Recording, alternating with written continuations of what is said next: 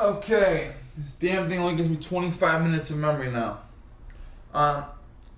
George Zimmerman is in the headlines today, so I'd like to talk about him a little bit if I may. First and foremost, I want to let you guys know that I was in the same situation Trayvon Martin was in less than 2 years ago. I had my jogging pants on, my hooded sweater on, and I was out running in the neighborhood. And there's a building on the end of the corner with a parking lot. There's an apartment building here, and there's a parking lot for a strip mall. Very, very small parking lot, maybe the square footage of a building.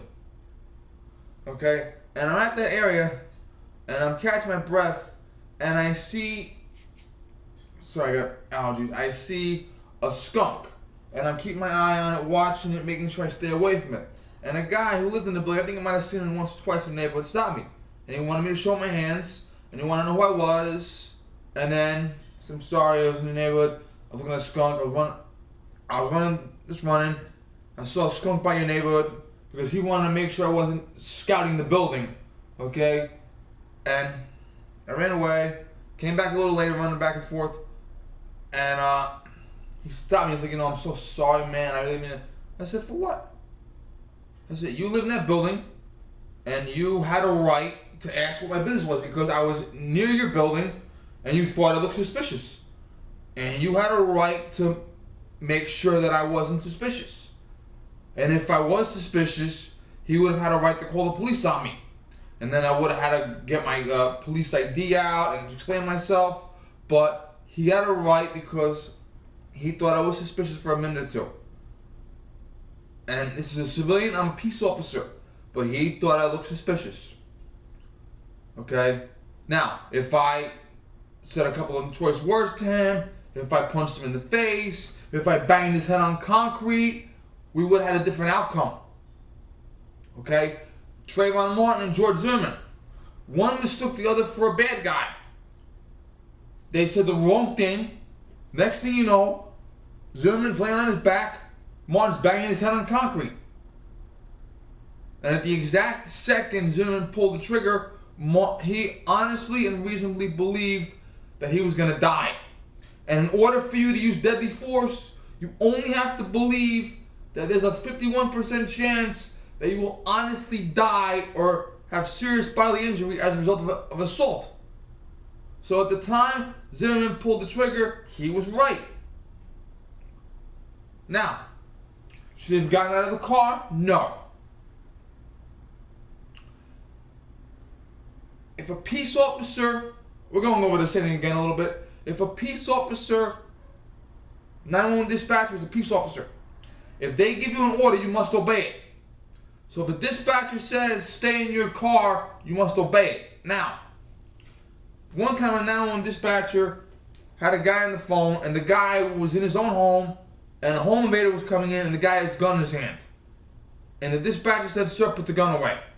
He said, fuck you. Now, in my opinion, if you're being threatened by a violent criminal, and you have a weapon in your hand, and the dispatcher tells you to disarm, I would disobey that, and later on I would tell the judge, listen, it was an immoral order. The dispatcher told me to disarm when I was in danger. So if you're in visible danger and the dispatcher tells you to disarm, maybe you should disobey it. If you're in your car and you see a suspect beating up an old lady, or if you see a suspect tossing a Molotov cocktail bomb into a daycare center, maybe that's a different story. But if you're in your car and you see a suspect and you don't visibly see the suspect committing a violent crime, maybe you're better off obeying the dispatcher staying in the car. So Zimmerman that night was wrong for getting out of the car, wrong for disobeying the dispatcher, but in the end, he was right because he thought Martin was going to kill him. Now, Martin's dead. He's been declared a saint by the far left, that's fine, but he can do no more damage to himself or others. Zimmerman, on the other hand, is still alive. He had a couple of run-ins with the law before this Martin incident. Now, since the Martin incident, he allegedly threatened a motorist in traffic by saying, I'm George Zimmerman and I'll fucking kill you. He allegedly assaulted his wife He allegedly assaulted a girlfriend after his wife left him. I heard a shotgun was involved in at least one incident. He pointed the shotgun at someone. And now he's being accused again of assaulting his girlfriend by throwing a wine bottle at her. Now, a wine bottle is made out of glass. Excuse me.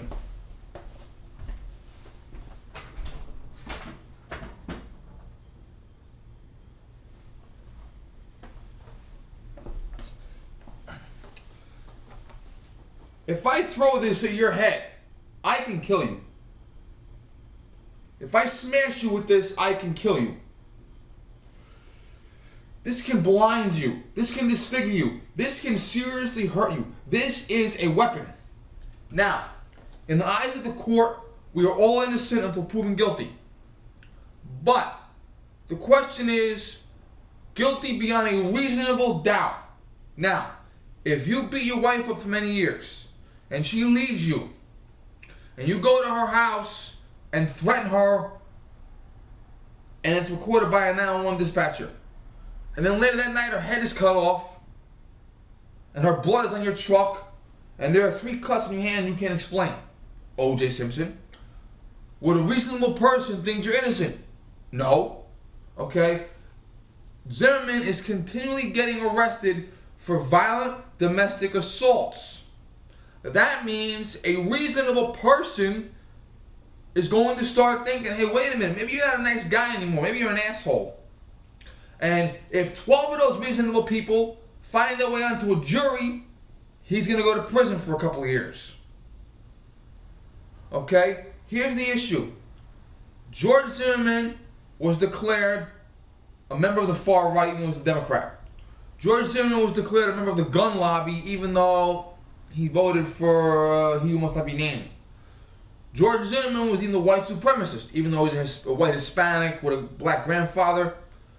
George Zimmerman has been associated with the gun movement by the far left. And now he's a fucking scumbag. Because even though he was at one time in his life justified in resorting to deadly force, he has now been accused no less than 4 times, no less than 3, maybe 4 times, of visiting violent assaults upon other people, at least 3 of them women.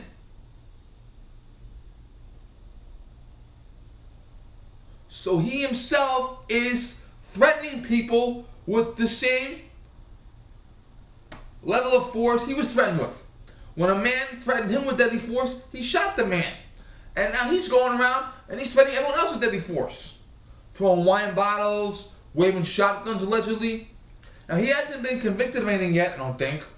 But here's my thing. What the fuck is wrong with this guy? Okay? This guy killed a man. The media forced a trial out of it. 12 honest men and women. I think it was all women. Yeah, no. 6. Florida has a 6-person jury, not a 12-person in most cases, I'm sorry. So 6 honest women believed he acted in self-defense, acquitted him, and now he's going around assaulting women.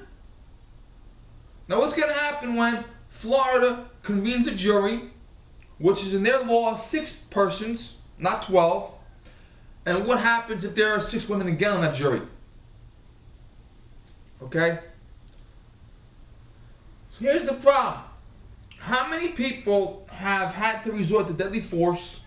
Police officers, citizens, just anybody resort to deadly force, have to go through an investigation. That investigation could be, the guy was in my house, he had a knife, and I shot him. Simple write-up, no big deal. Or that investigation could be a full-fledged jury trial. Okay? And it could be anything in between. Okay? The deadly force investigation is one of the hardest things in the world, emotionally, physically, financially, and no one in their right fucking mind wants to go through it once, let alone twice. Okay? So here's the issue. This guy shot a black man. He was declared a white supremacist Klan member by the far left. He found 6 women who women tend, there's always Republican conservative women, but women tend to lean left more than men. He found 6 women who agreed he should be acquitted of all charges. And he's throwing his fucking life away. And let me tell you, if he was on fire today, I wouldn't piss on him to put him out. So my question is, what the fuck is wrong with this dude? I mean, it's like another dead white girl at OJ's house, for Christ's fucking sake. It reminds me of the time Michael Jackson had another kid accusing him of molestation. I mean, what the fuck is wrong with him?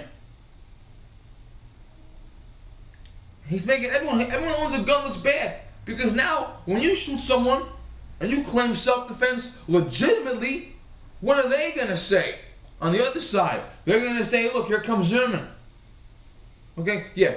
You shot a 17-year-old black guy. Yeah. He had a butcher knife in his hand, and he was in my house, and he tried to rape my wife. Okay. They're going to equate that to Trayvon and Zimmerman. Okay?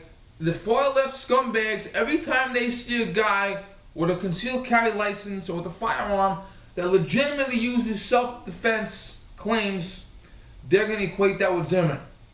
I mean, this guy, he had everything in the fucking world saved for him. Okay? Look, women do accuse people of assault wrongly. Women do commit domestic violence themselves. 13-year-old girls do throw their grandmothers down the stairs. Okay? 20-something-year-old women do run up to their parents with a butcher knife. I'm not going to say women are entirely innocent. They're not. Women do commit domestic violence too. Women do file false claims of domestic violence. I know of a cop who had a false claim of domestic violence filed by his wife. He was innocent. And he's totally clear now. But why the fuck do you keep putting yourself in this situation where you're going to keep getting arrested, keep getting in trouble with felony? Sooner or later, something's going to happen to you. Sooner or later, the woman is going to have a fucking gun herself, and she's going to kill you and claim self-defense. Ironic, isn't it? Sooner or later, a jury is going to be like, wait a minute, the judge said I should only look at this case and no other case, but what are the odds that you're going to be wrongfully accused 3 or 4 times of assault against a woman? And they're going to bring your fucking ass in guilty. It's called the OJ symptom. Okay? OJ killed 2 people, got away with it. 12 years later, he's in Nevada. Okay? Committing a robbery. Let me guess. Those 12 people, they were not the same 12. Okay? Your luck will eventually run out. And stop fucking tempting fate. What the fuck is wrong with this dude? I mean, he killed a man in self-defense. Was found not guilty at a trial by 6 honest women. He saved 4 people's lives from a car accident. And now all of a sudden he's going out. You know, he can't stay the fuck out of trouble. I saved 7 lives, he saved 4. I'm better than he is. But what the fuck is wrong with you?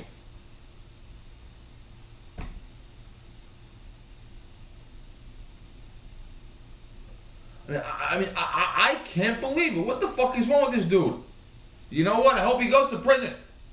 I really do. Because this time I ain't sticking up for him like I did last time. I'm not going to come on my channel and explain to you why he's justified this time like I did last time. What a fucking asshole. Thank you.